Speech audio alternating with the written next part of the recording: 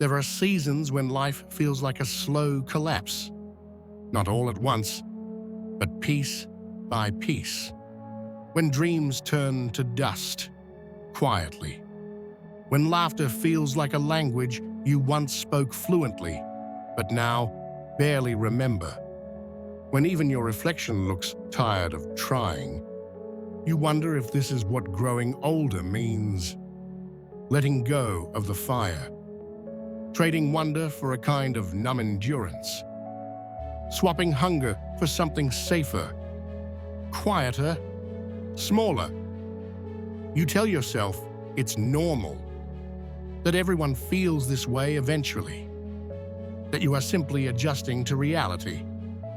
But somewhere deeper, a quieter voice still asks, is this who you wanted to become? Kafka lived this question.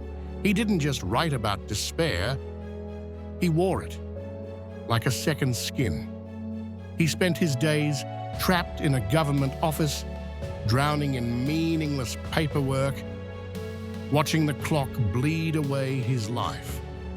At night, he poured himself into stories, raw, trembling, fractured things. Stories that no one asked for. Stories he believed no one would ever care about. He fought through illness. He fought through loneliness. He fought through the towering silence that tells you you do not matter.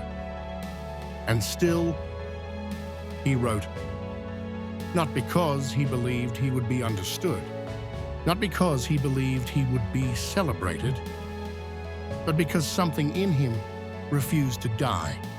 A flicker, a thread, a whisper that said, you are still alive, and that matters.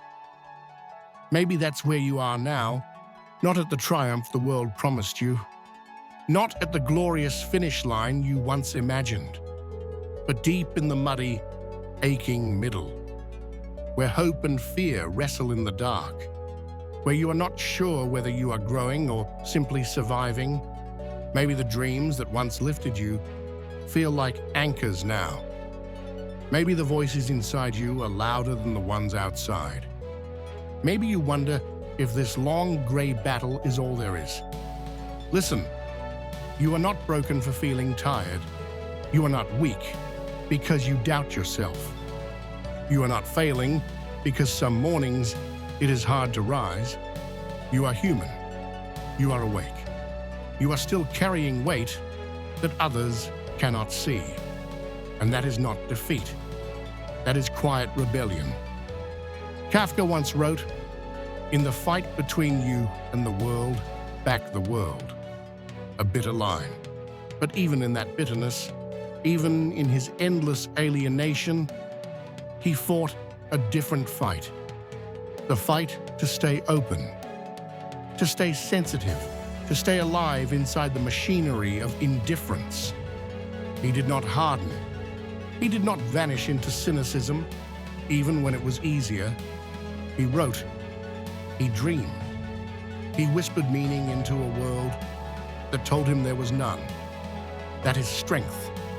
Not the loud strength of victory, but the quiet, stubborn strength of survival.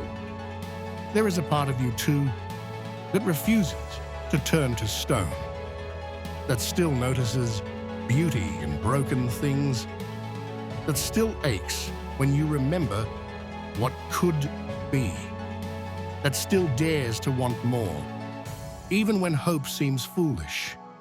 That part of you is still burning, still breathing, and that is enough. Because maybe life is not about winning. Maybe it's not about achieving a clean, shining version of yourself. Maybe it's about refusing to disappear. Maybe it's about carrying light through long nights, even when your hands shake, even when your heart doubts. Maybe hope is not a naive surrender. Maybe it is the bravest, fiercest act of all. Look at how far you've come.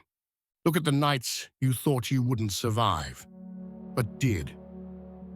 Look at the mornings you rose, even when the weight on your chest felt immovable.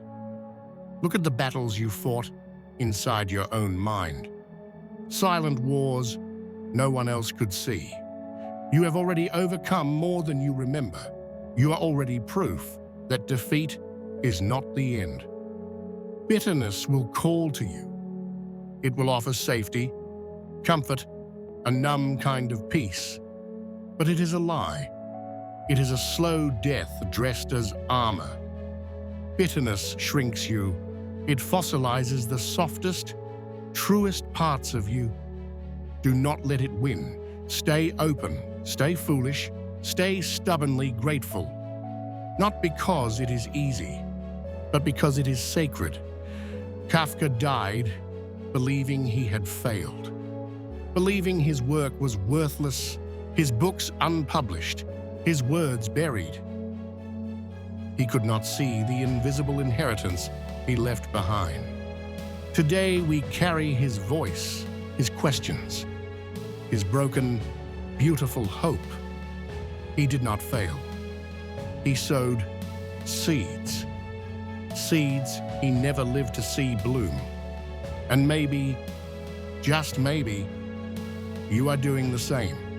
Maybe the work you are doing now, the love you are giving now, the battles you are fighting now are bigger than you know.